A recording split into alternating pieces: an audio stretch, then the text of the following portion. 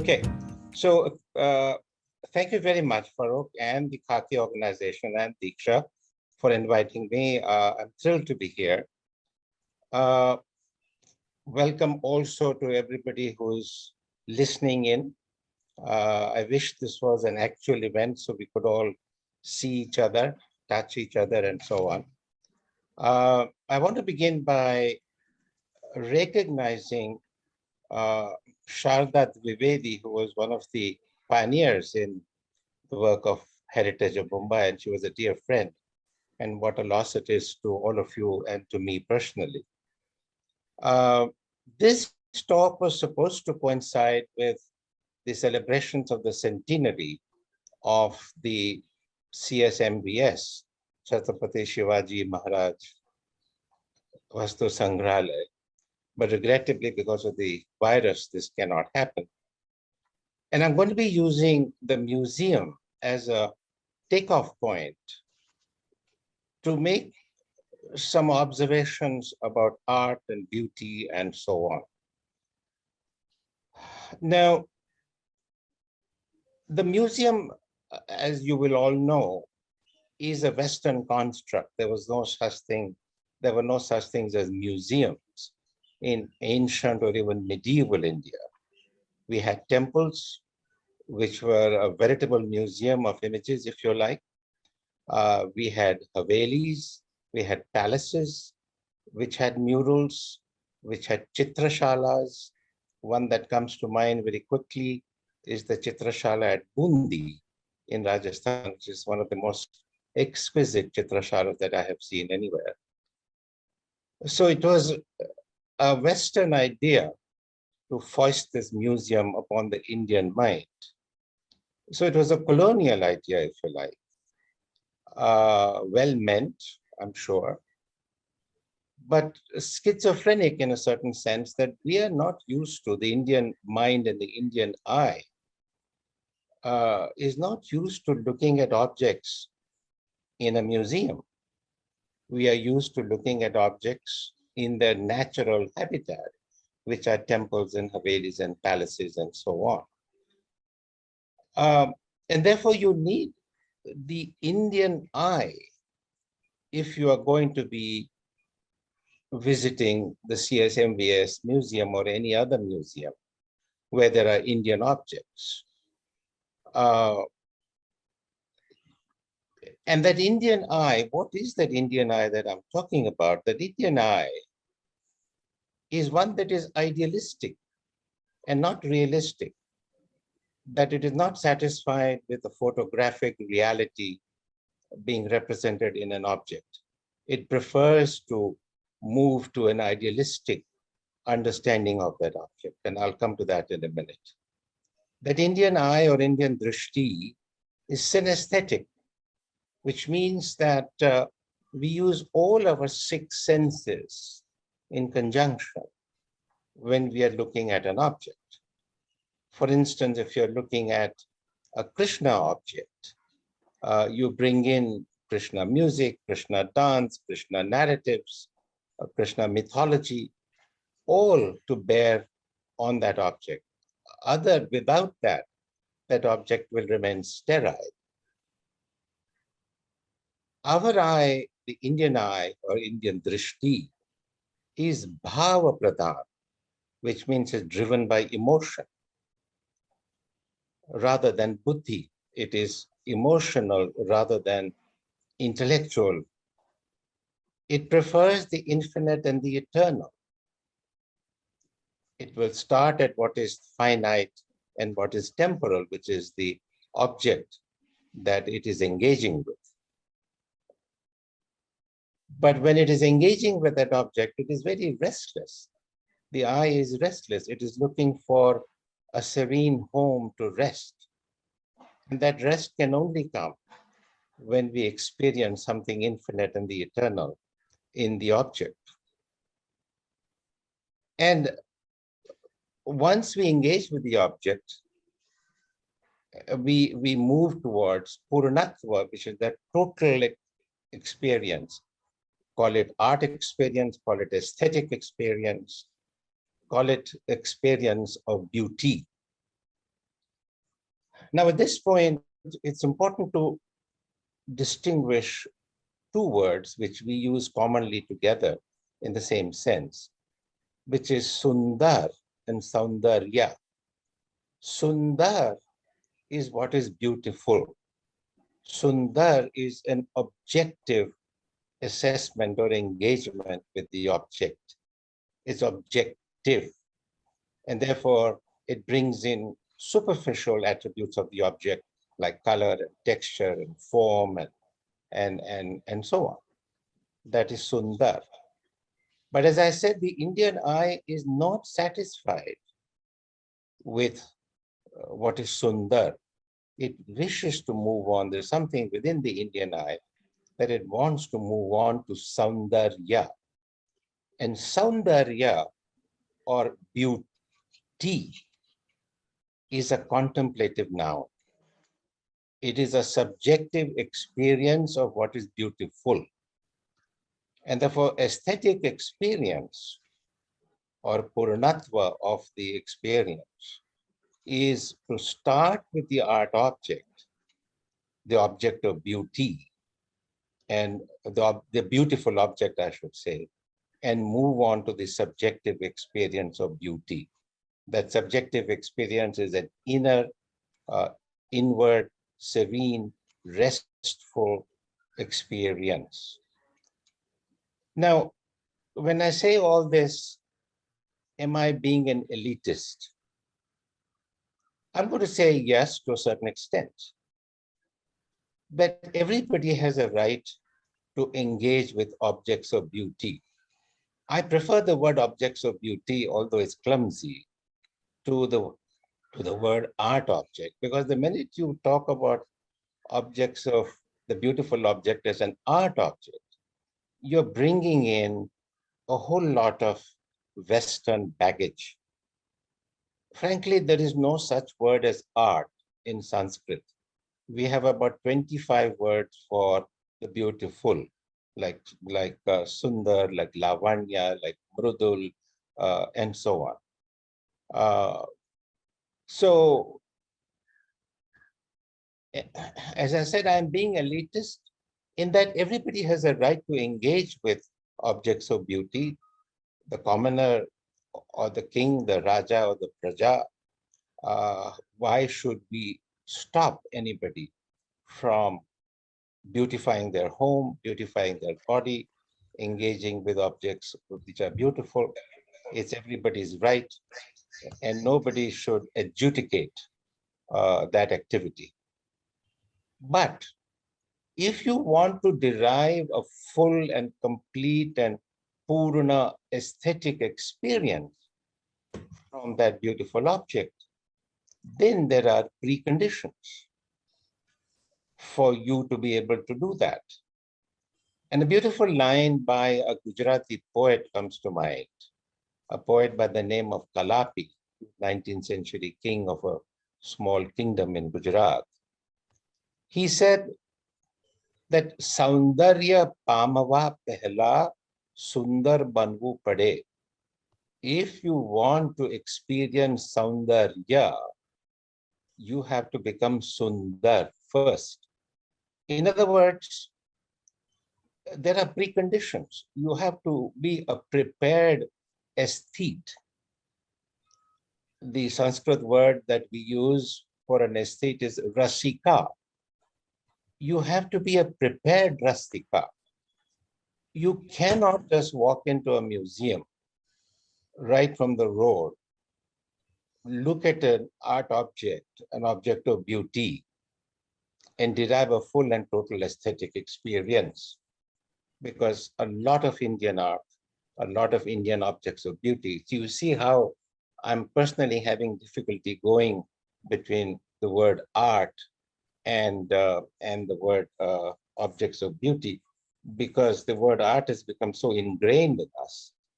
And therefore it is important that even if we use the word art, we use it in its sort of proper sense as an object of beauty.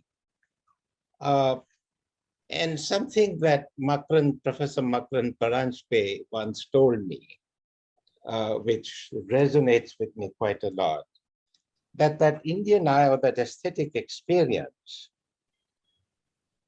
is a form of Swaraj. So when I asked him, why do you call it Swaraj? And he said that we have to be post-colonial and post-colonizing. Swaraj, he says, means not only self-rule and self-control, but also self-reliance, self-confidence, self-development, self-realization, self-illumination, the rule of the self at the personal and collective levels. And aesthetically understood, Swaraj means that we should investigate ourselves, our literatures, our cultures on our own terms. I'd like to repeat that, on our own terms. The aim of Swaraj is to get on with our own civilization narratives. Swaraj also means that we can be freely nativist wherever appropriate.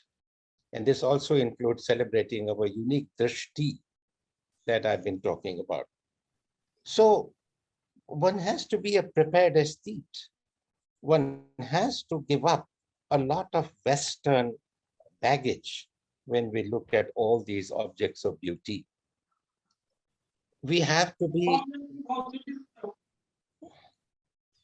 be completely able to negotiate the rasa doctrine. For those of you who may not know what the rasa doctrine is, this was the doctrine expounded by Bharat Muni, 1st century BC, in the Natya Shastra. One has to be completely able to handle the rasa doctrine. One has to be able to decode metaphors, as I said. One has to be, because we'll be dealing with a lot of religious objects, objects which are normally in a temple or in a temple library, shall we say. So we have to be sure that we don't bring into our aesthetic experience any religious doctrines or dogma or theology. So this is the beauty of objects of beauty or art objects, as I said, in the Indian context, that aesthetics, Sanskrit word is Saundarya Mimamsa, investigation into beauty, is not, I repeat, not a self-standing discipline, which has both advantages and disadvantages. The advantage is that because it is not a self-standing discipline, we can borrow from religion, from sociology, from history, from psychology, from anthropology, to deeply understand the object of beauty and move it to an aesthetic experience. The disadvantage of that position is that some people will then say, like Kumaraswamy, that art is a handmaiden of religion, which I don't accept. It so happens that most of the objects that we see in a museum, though not all, are either from a temple or have a religious connection. But in deriving that aesthetic experience, we must be prepared to divorce it from theology and make it a self-standing aesthetic experience. Which brings up another question.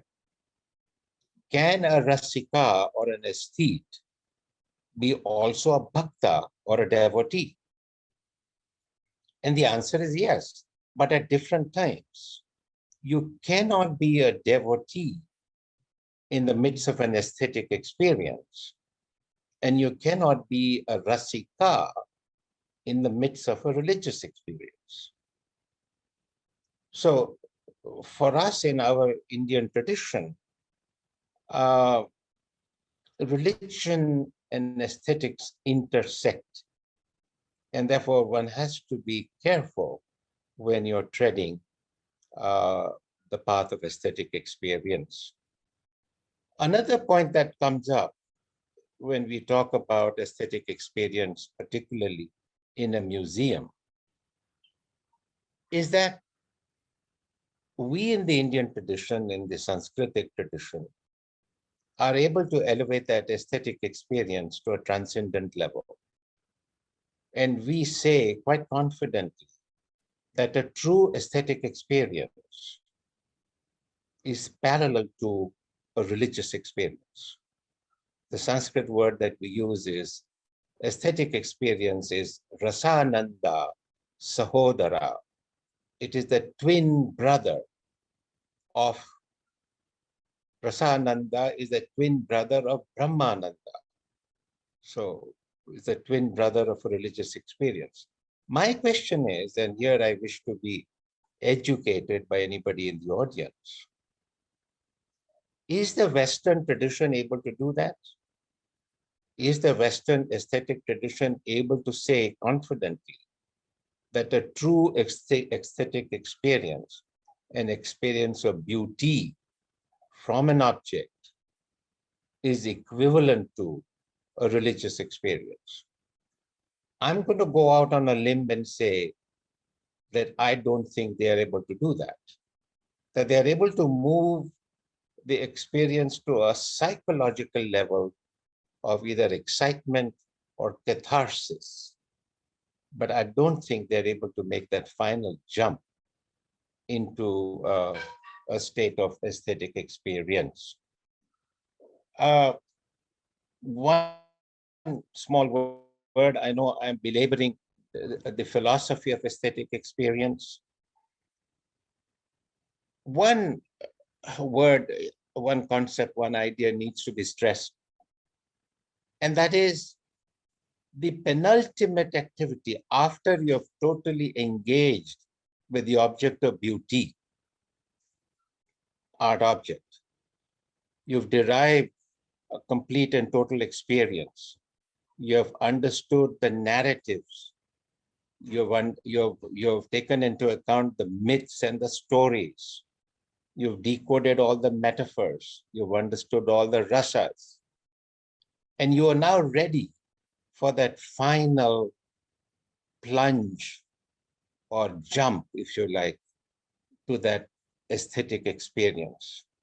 At this point, the Indian tradition says that you will not be able to make that final jump unless and until you have a sense of wonder, adbhuta, wondrous, alaukik, unspeakable, mystical. Unless you get that experience from that object of beauty, from the art object, you're going to be left at a psychological, historical, sociological experience of the object of beauty. It is the sense of wonder that takes you across. So, with that introduction, a brief history of the museum. As I said, this talk is being undertaken to celebrate the centenary of our museum. I should, at this point, I want to mention the name of our present Director General, Dr. Sabyasachi Mukherjee, who has captained our museum to its centenary. Those of us who know him well know only too well that it is he who has brought the museum to its level that it is now. It is considered one of the finest museums, not only in India, but in Asia. And it is up to any international standard. And the credit goes to Dr. Mukherjee and his team. So you know too well and briefly that the foundation stone of this museum was laid on the 11th of November, 1905, by the then Prince of Wales. And it was George Whittet, a Scottish architect, who was commissioned to create this building. And George Whittet was asked to go and spend several months in Bijapur and study the Gol Gumbaz. And he brought this concept of the dome and the Gol Gumbaz back to Mumbai to create uh, the magnificent dome of our museum. Now, I'm going to stay on this dome for just a minute, and if you can see, at the bottom of the dome are lotus petals, and then there is the dome over it, surrounded by 4 minarets. Now, this is an Islamic design, if you like, or this Islamic architecture. But when George Whited brings this to Mumbai, he then uses this to create what is called the Indo-Saracenic style of architecture of our museum, which combines Hindu, Muslim, and some European ideas into the structure or into the building. I've spoken about the dome. There are what are called chhajjas, those cement or metal or stone eaves, if you like, which suggest Rajasthani architecture. There are the jalis that suggest Muslim architecture. There are the little minarets in our museum, again suggesting Muslim architecture. And of course, there are some concepts of even British or English architecture. And therefore, this building is a syncretic building, combining many different styles, which was the order of the day in 19th century Mumbai or early 20th century. So this is the paradigm of what an aesthetic experience is, that when you approach an art object, you approach the question, who am I? And then the answer is, I am this art object. Kim idam, what is this? That which is beautifully Indian. Now, an art object doesn't have to be an expensive art object. It doesn't have to be an object that is created only for a museum or that is sold in art markets and so on. One of the first engagements that we have with something beautiful is what I call the quotidian, the everyday life of an average Indian, rural or urban, is little objects that are of daily use, whether it is a pot that is being used, a comb, a toilet box, a lota like this, and every single object or every single nook and corner of the home is beautified for your everyday pleasure. Because we need to live with the beautiful. The beautiful is not reserved for the museum. The beautiful is for my everyday living. And living with beautiful objects, simple objects, handmade objects, and using them in my daily life ennobles, it brings a certain grace and dignity in my living, in my everyday living. It expands my mind. It brings beauty into my everyday life. And regrettably, this ideas, or these objects, which sometimes are called craft objects, are missing. I wish we had a gallery in our museum, CSMVS, only of everyday objects, of craft objects, what are called craft objects. And here again, we must get rid of that colonial idea of high art and low art, of margi and desi. Our colonial masters called classic art as margi or high art or highway art, and the craft as desi or low art or the art of the common person. That dichotomy has been given up and must be given up altogether. because there is that sense of beauty in these everyday objects. And moving away from the objects, what you're seeing on the left side of your screen is what is called the Vishwakarma plate, because Vishwakarma is the god that these everyday artists or artisans worship, and they bring into their lives these beautiful objects. And not only objects, but even their home, their clothes, and so on. One sees this in Adivasi people, if you visit them or you visit their villages, that they adorn their homes, they adorn their bodies with simple motifs. They live in resonance with nature, with the world around them. The world around them is real. The world around them is divine, whether it is animals or plants or birds or rivers or mountains. They live in complete resonance, in harmony with them. And many of their objects show this resonance between them and the world around them. And that again becomes a feature of, if you like, Indian art or Indian objects of beauty.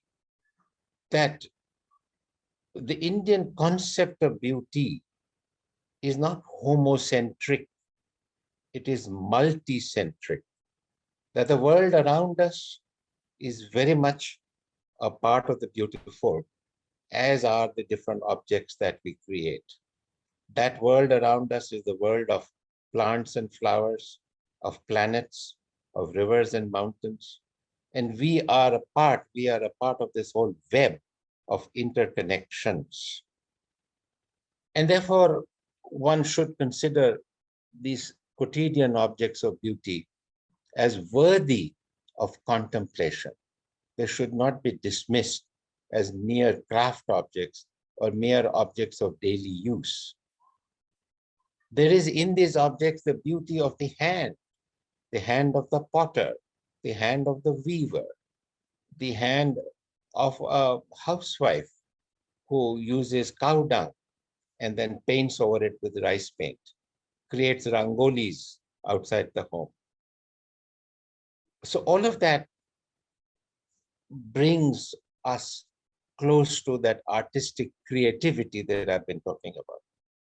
Because when we want to celebrate an object of beauty, we are not only going to celebrate just the art object, but we are going to be touched by, we're going to investigate, we want to penetrate the object to see the artistic creativity behind it. How and why was such a beautiful object made? Is it a religious object, or is it a secular object? Or is it a combination of the two? And so on. So you begin to think, you begin to contemplate, and thereby embark on an aesthetic experience of the simple art objects. And these objects are plenty and they're found everywhere. Jumping very quickly to the sensuous feminine, which is an important part of the Indian art experience. And we need to understand this deeply. Yakshis are semi-divine female sensuous figures. And there are many, many stories about Yakshis. They dwell in plants. They represent fertility and fecundity. They represent the sensuous feminine. And in the history of Indian art, this Yakshi has moved from simple Yakshis living in trees that you see on the left side to Yakshis that are there in the giant tradition. And then this sensuous feminine then goes on to become the Naika, the romantic heroine. And therefore this sensuous feminine principle, call it woman, call it Prakriti, call it the Yakshi, call it the Naika, This is that principle of fertility and fecundity. This is the concept of the womb where things grow and materialize. And see how the Indian mind has evolved from the yakshi to the sensuous Shringar Rasa Naika. The picture on the left is that of the Amarushatak. We have a complete set of this in our museum. The picture on the right is from Rasa Manjari. And again, one can talk about different styles of painting. The painting on the left is obviously of Malwa Atelier. The painting on the right is from the Basholi Atelier. And if one can spend hours discussing this particular style of painting. But again, our desire, our concept, our mandate is not just to talk about the different styles of painting and get stuck there. Our idea is to go beyond the form to the formless, beyond the word to the silence after the word. It is there that aesthetic experience takes place. Aesthetic experience does not take place if you are stuck to the form, to this beautiful Naika that you see on the right side with big eyes, waiting for Krishna to come, or the Naika in the Amarushatak, 4th century poem, 16th century painting. We can do all of that. We can look at the color, the texture, the composition. And yes, it's important to do that. But at the end of the day, you have to go beyond the form to the formless, from the akar to the nirakar. It is only when you do that that the aesthetic experience will take place. As Rabindranath Tagore once said, that when I sing the song, I expect you to go home and complete it. So what did he mean by that? That we sat in front of him and listened to his song that he sang. But the aesthetic experience has not even begun. When you go home and you contemplate on the words, on the lyrics, on the rhythms of that song, it is only then that layer upon layer of meanings, of metaphors that will decode the various rasas we will start tasting. And it was only then that aesthetic experience will take place. Same thing here. We cannot stop at this, looking at this very beautiful composition and the color and so on. The same thing very quickly applies to our icons. All our icons arise out of the beauty of our body, the human body, or sharira, the human body, sensuous, temporal, finite, is still capable of expressing transcendent ideas. One sees this in the whole story of the development of the Buddha image that you see on the left side. How the Buddha image, from being totally aniconic, Buddha did not permit any images to be made of him, as you know.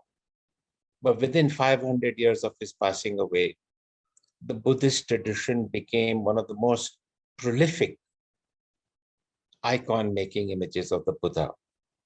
And today it is said that if you were to take all the images in the entire world, all the icons, 1/3 of them are Buddhist. So from an iconic tradition, the Buddhist tradition becomes a richly iconic tradition. But it doesn't just make icons. It expresses certain metaphysical ideas. As you know, one of the earliest images that were made of the Buddha were in Gandhara, today's Afghanistan. which were Hellenistic, as you know. This Hellenistic image of the Buddha was not acceptable to the Indian mind. As I said, the Indian mind looks for something that is infinite and eternal. It looks for something that takes you away from the form to the formless. And therefore, after much experimentation, if you like, and much evolution, we come to this so-called standard and classic image of the Buddha, which incorporates what are called the 32 Mahapurush Lakshana, the 32 marks of a great being, like the head, the bump on the head, the large ears, Mahabahu with long hands, which reach up to the knees, perfect set of teeth, markings of the hand, markings of the soles of the feet, and so on. 32 what are called Mahapurush Lakshanas. This image is in our museum. And again, one can spend a lot of time trying to understand the evolution of the Buddha image in stone. The image on the right side of your screen is a ceiling slab from Aihole, 7th century Karnataka. And I'm showing this to stress a point that when it comes to architecture, when it comes to space, when it comes to man-made space, once again, the Indian eye prefers that it be a cosmic space. So how do you convert a man-made space into a cosmic space? You do that by making that space into what is called a mandapa. A mandapa is, you can translate that word as pavilion or a bower or a gazebo. These are very poor words. But a mandapa is that man-made space which reflects the cosmos. So what is this Brahma ceiling slab doing? That we never leave the ceiling unadorned in a mandapa. A mandapa has a beautiful ceiling. If it's a mandapa in which a wedding is taking place, if it's a mandapa in which the romantic hero and the romantic heroine are sitting in a pleasure garden, or if it's a mandapa within a temple, the ceiling is always adorned, either with sensuous figures, musicians, celestial figures, or in this case, by Brahma, who adorns the ceiling.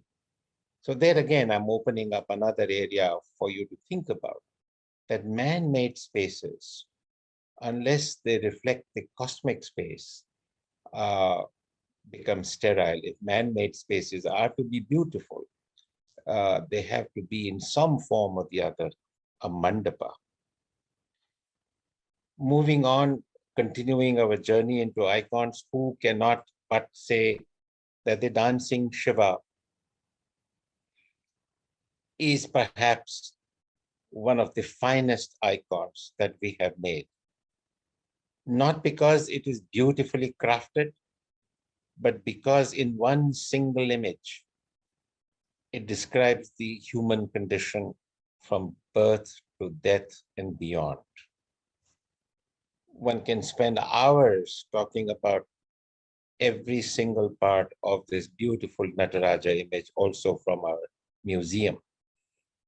But I'd like to point out one thing which many people forget to see, which many art historians do not emphasize, that the Nataraja is what is called an Ardhanari, half man and half woman. So why do I say that? If you look very carefully the next time you're in front of a Nataraja, please look at the left ear of the Nataraja. The left ear of the Nataraja sports what is called a kundala, which is a circular earring. The right ear is bare. That circular earring in the left ear of the dancing Shiva, is none other than Parvati, his consort. The idea is that the ananda, the bliss of dance that Shiva performs, cannot be performed unless Shiva and Parvati are together. The male and female are together. This, therefore, is an androgyne image.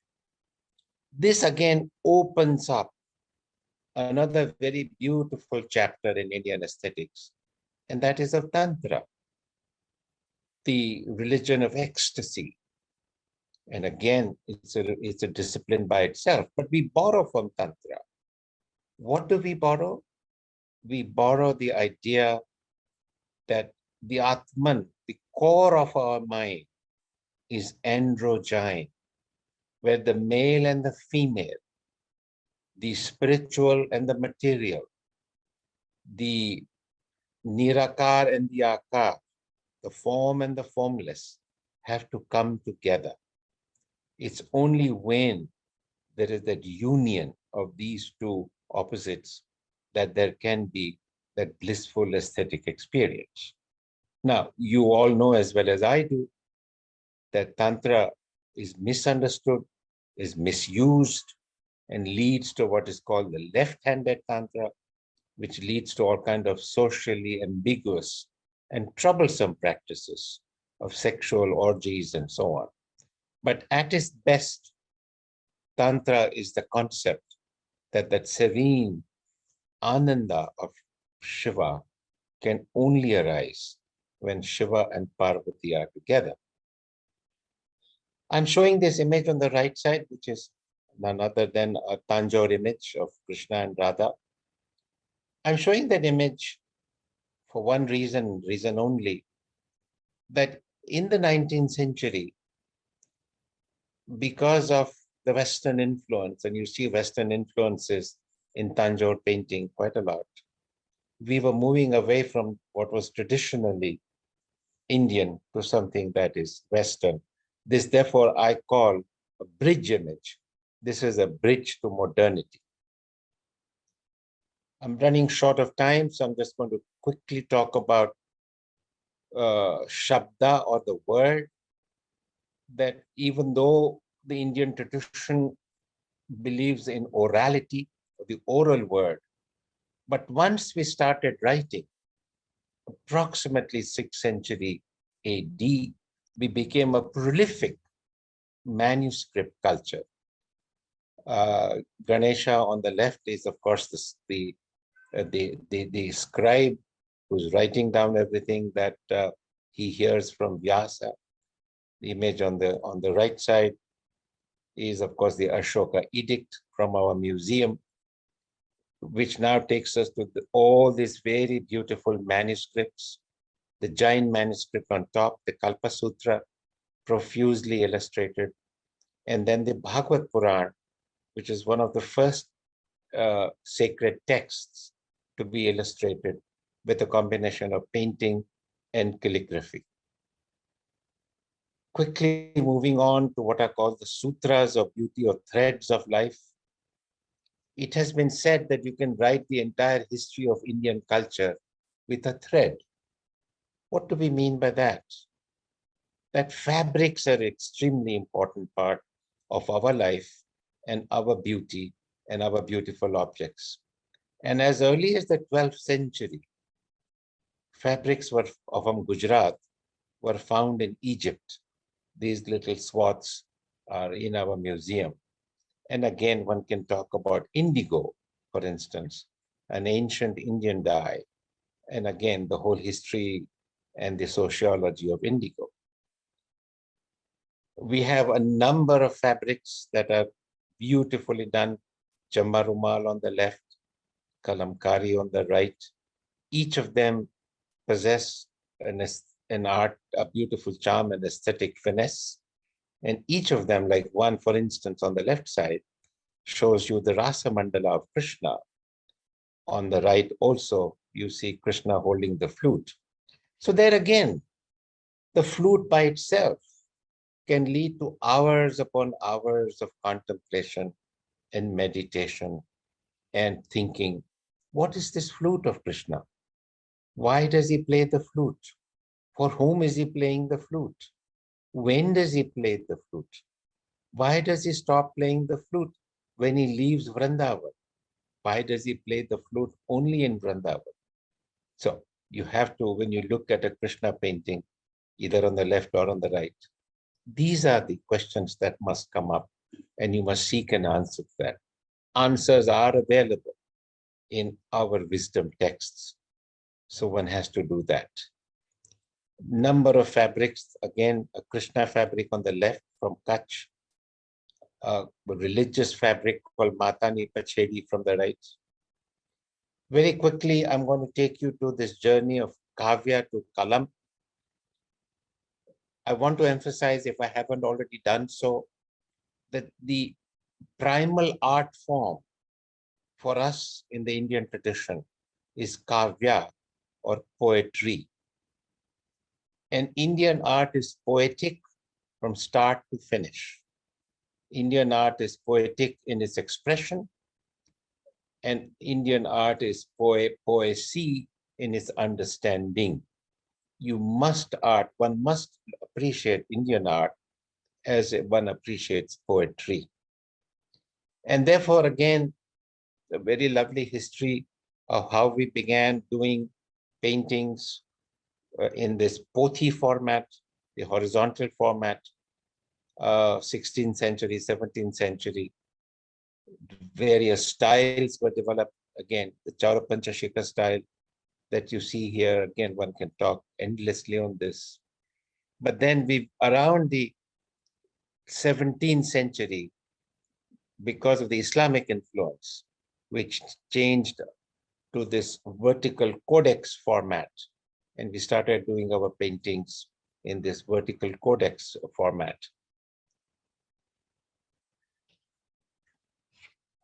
And thus we come to the end of my little foray into Indian art and aesthetic experience. And therefore, I end by saying that many a footfall has been heard in the corridors of this Vastu Sanghrahalaya from the hoary moments of its conception. Many more will be heard. The many beautiful objects will be understood and celebrated in different ways. Each has a story to tell, a song to be heard, a mantra to chant, a history to be discovered. And all of this we must take home. We must restore all these objects in the museum to their context. They didn't belong in the museum. They were brought here. It is almost like tearing a child away from a mother and bringing it here. Every single object was not born here. It has come here, which itself is another story. How do various art objects find their place in a museum? Another long discussion. But we as enlightened visitors, as enlightened aesthetes, as enlightened museum goers, must not be satisfied by just looking at an art object, but we must go home and conduct and carry on and do and take this information, this data, if you like, to its fruition into an aesthetic experience. I hope I have said something that is useful for you. Uh, Indian aesthetics, one can talk for hours and hours and yet not finish. But I hope I've opened some doors and windows for you. Thank you very much. Thank you, Harsha. You indeed have opened quite a few doors and windows for me. This message of yours about taking home the objects with you and cogitating on them, thinking of their context, I think would have struck a chord with many of our people in the audience. I have one question from the audience. You mentioned that there is a delineation between the Rasik and between the Rasika and devotion. We have somebody in the audience, Kriti Sawant, who says that Rasika and devotion can and do merge very well. Would you like to comment on that? They intersect. I think I said that in my comment, Mhm. that a bhakta and rasika will intersect and borrow from each other. But after that intersection, each goes his own way or I her see. own way. The Okay. bhakta will go and venerate the image with devotion, with shraddha or faith, with appropriate rites and rituals. Whereas a rasika is not required to do that. I can enjoy, and I hope I'm not going to upset anybody by saying, I can enjoy a picture of the dancing Shiva or Krishna in my bathroom if I want to. In saying that, I'm not by any chance, by any means, denigrating the object. I'm undertaking an aesthetic experience of that object. I'm not performing any rites or rituals. Whereas a bhakta must perform the rite and rituals.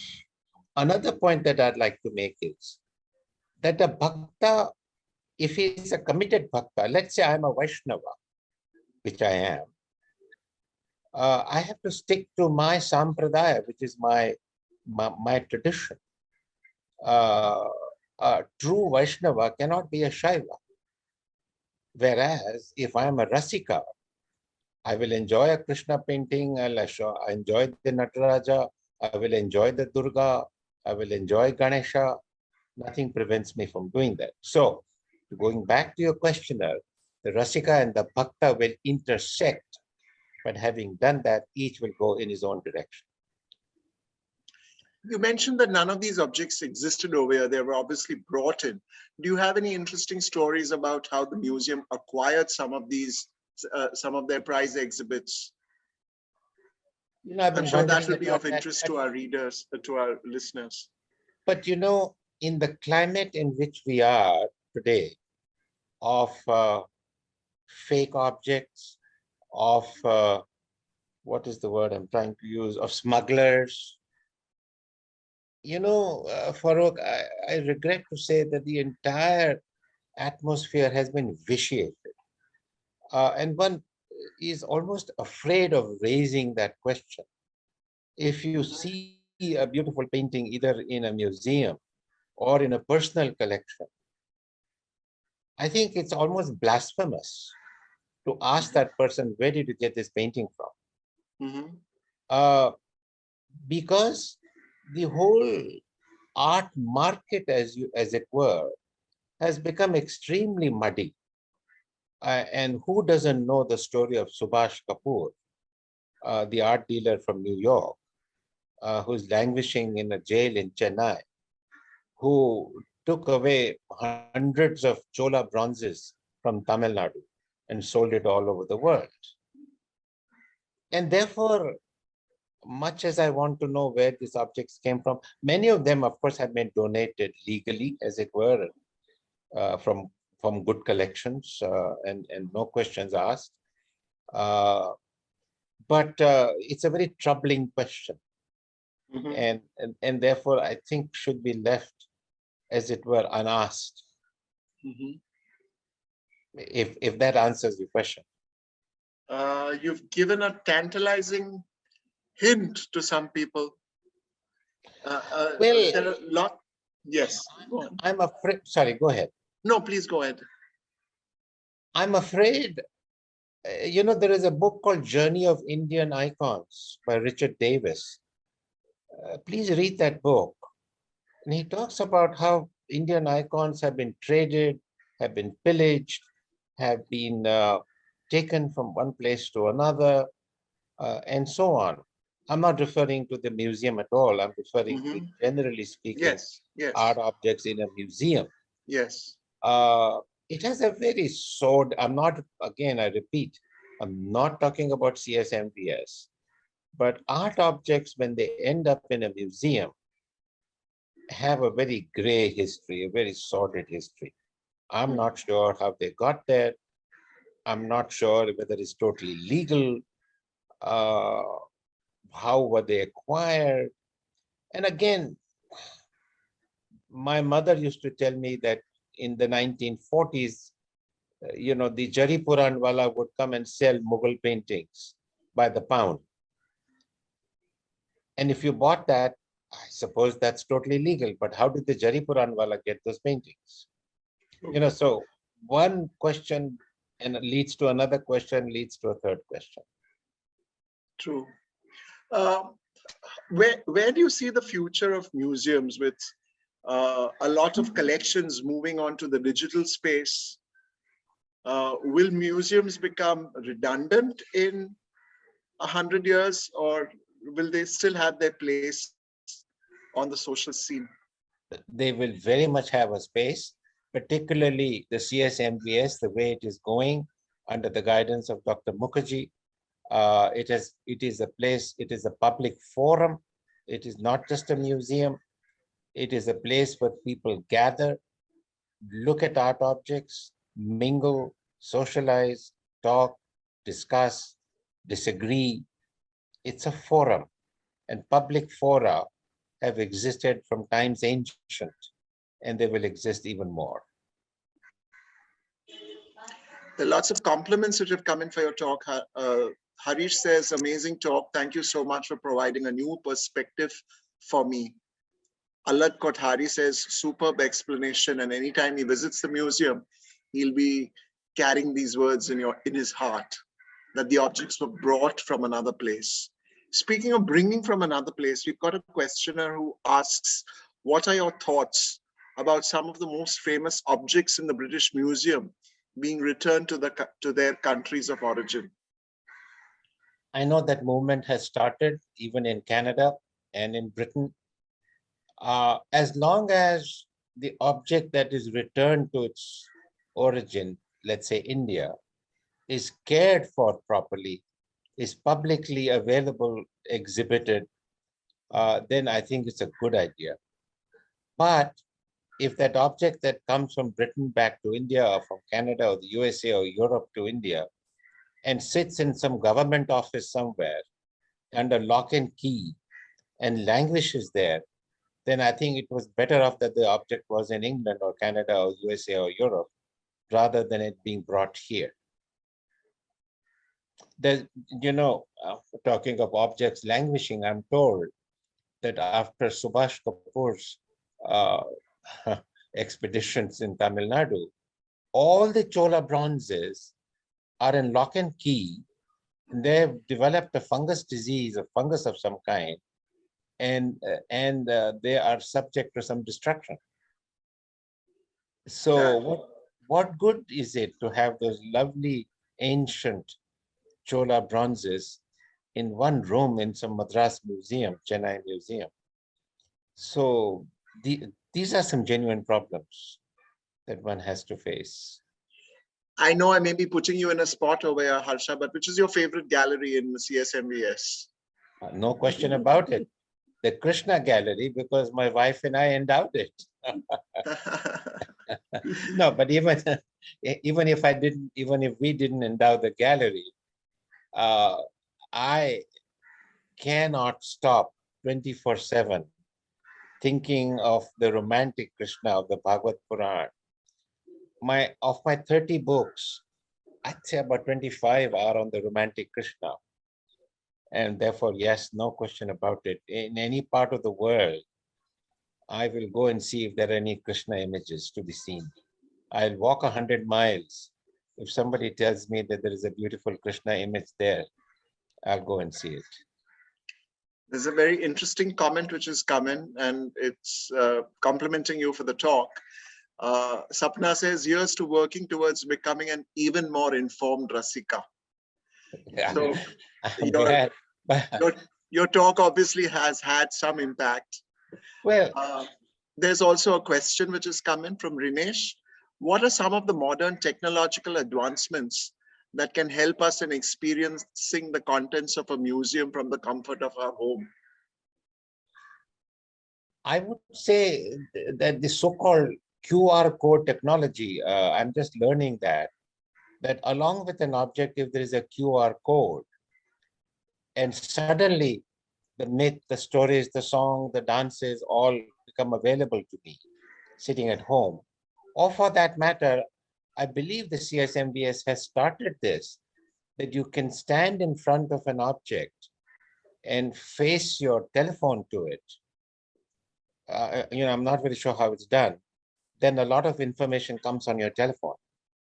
That can happen even in a book. Like, let us say you're seeing an image of Krishna, and if there is a QR code that has embedded in it songs and dances and so on, that image becomes alive. And I think, I'm not a museologist, but I think museums should adopt this technique for its central or main objects. I suppose it's very difficult to do for every object. But those curatorial notes alongside the objects are not enough. I want to know, when I'm looking at a icon of Krishna in say a glass cage, to which atelier did it come from? Did it come from Bikaner, from Malwa, from Mewar, from Basholi, from Kangra? And if it came from Kangra, I want to see what did the atelier of Sansar Chand look like? What did Sansar Chand himself look like? The main patron of Kangra painting, for instance. So this is what I think should happen in the museum of the future. That is, I don't think we should sit at home and look at we could, but it would be nice if we went to the museum and took advantage of this technology. And while looking at a Kangra painting, we are transported to Kangra itself of 1820 and see a Sansar Chand sitting there looking at a painting. Another compliment, you've instigated a new way to look at and appreciate Indian art. So thank you for that. Thank you for everyone for saying that. I'm a struggling Rasika, please. I'm not an accomplished Rasika. I struggle a lot. By no means have I reached my destination. I know my destination, but I haven't reached it. So I'm with you all, struggling to become that perfect Rasika. Hopefully we can all meet one day and help each other become that. So thank you very much, Harsha, for taking the time to do this talk for us. And and as everyone would appreciate, it's very timely in the months that the museum achieves its milestone. So thank you very much for that. And thank you, audience, for attending. Do keep in mind our future talks, workshops. We have something for everybody. So do attend whenever you can. Thank you. Thank you.